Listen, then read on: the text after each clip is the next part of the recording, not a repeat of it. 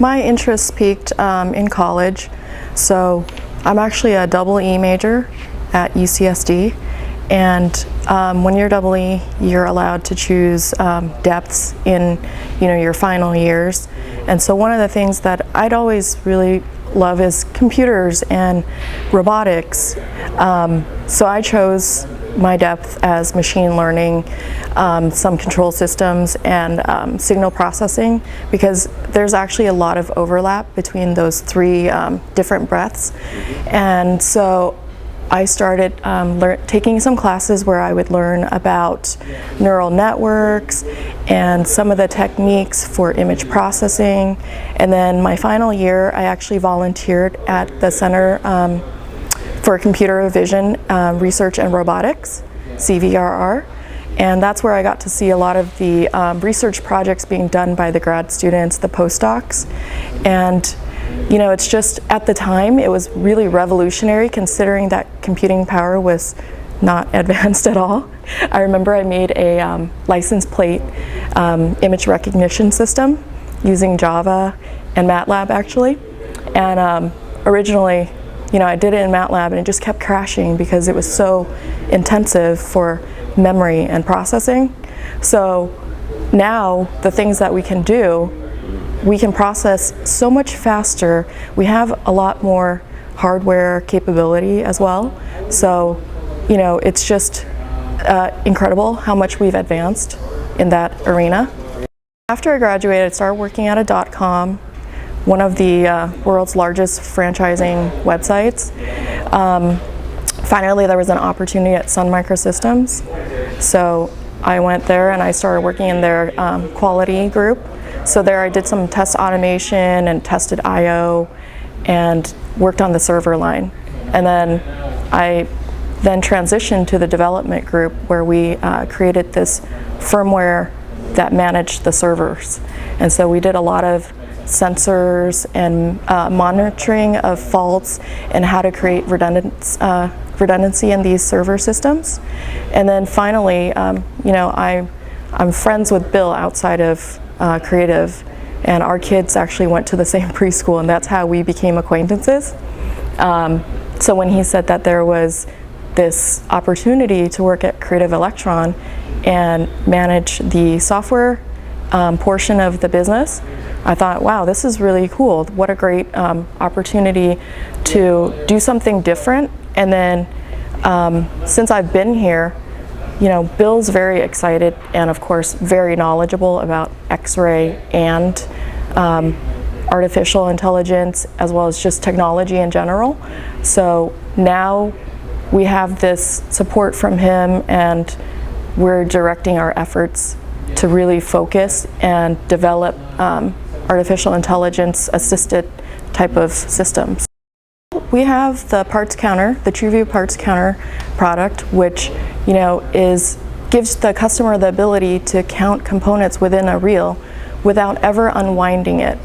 And from speaking to our customers and potential customers, one of the big issues is that when they unwind, their components start to fall out. They get damaged in the mechanical counting mechanisms that exist today. So we're solving this problem and preventing a lot of cost that is incurred in the act of counting.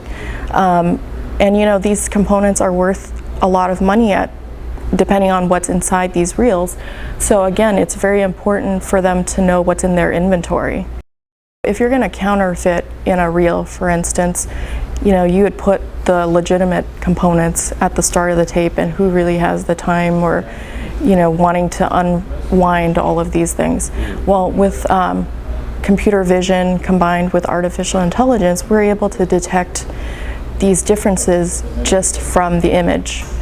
And we can give that customer that additional parameter where we spot something that potentially could be an issue, and obviously that would require a secondary inspection, but at least now we're flagging that this is a potential counterfeit part that we've detected, or counterfeit parts. Initially, it's going to be that we teach it a certain set of data, but we're also going to integrate all of these parts counters so that if there is an analysis done either at the customer or if they, allow us to access this data, then we can always improve and retrain these models so that we feed this additional new data to it. A lot of times people don't understand that the model is as good as the data that we give it. So if you're giving it conflicting data, then the decisions that it makes will also be conflicting and not very confident in what it determines, if this is something that's good or bad, counterfeit or legitimate. A lot of our inspection systems require user intervention. And from what we've heard in the field is a lot of the operators are untrained as far as knowing what to look for and knowing how to design tests that will look for specific defects.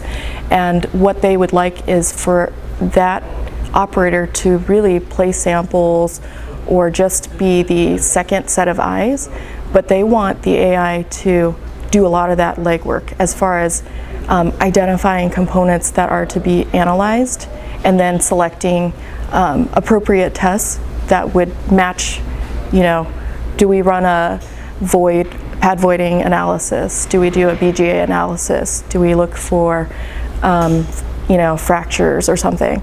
So here with TrueView 10, this flagship program that we've developed, it gives you the capability of designing a program that has tests associated with specific sites on your board or panel.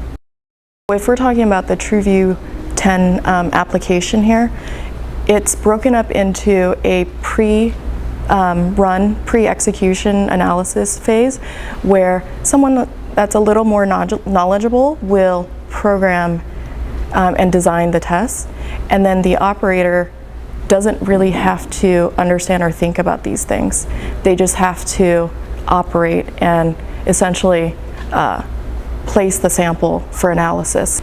And that should help with the throughput as well. Definitely, I think computational power helps transition the phase to where it becomes more widely available. As my anecdote back in college, it wasn't really feasible unless you had the funds to buy a very powerful computer. But even then, the most powerful computer that you had at that moment in time probably is not anything compared to what you can do now with just consumer level processing. So that helps. And then I think an overall acceptance of artificial intelligence in society.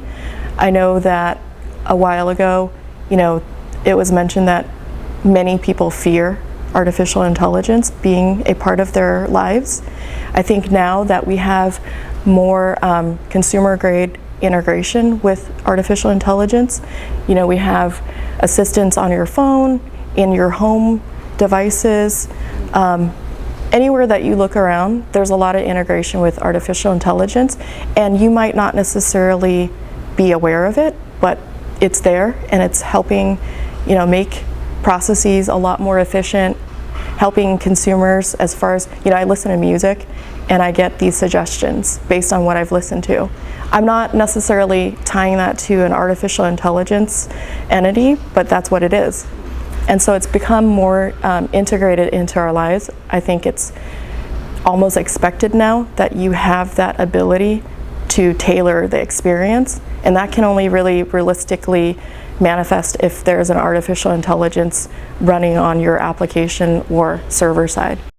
Currently, we are making more products that assist the operator and give them suggestions as far as is this a good part or a bad part, a counterfeit, a legitimate part. And over time, I think with additional data that we're collecting, and of course we're going to grow our knowledge in general, I can see us progressing to a point where we can confidently accept that the AI will give us a good prediction as to whether the sample is a pass or a fail. A simple example would be image processing, let's say, and you want to do image recognition. It's not enough to calculate just one value from that image to say, yes, that's a person, or yes, that's a dog or a cat, which is a standard example set that a lot of people work with. If you really want to be accurate as far as classification goes, you have to be able to extract more features from your image. And the same can be transferred to failure analysis. It's not enough to just have one data point. And then that data point is meaningless unless we understand how that came about. So, for every action, there's a reaction. And knowing where that data came from really helps to make a educated and intelligent conclusion as far as what actions to then take following that failure. And that's where, having that context of this failure within this whole network and ecosystem of machines in a factory floor, it'll help as far as identifying where we can improve in the manufacturing or assembly process.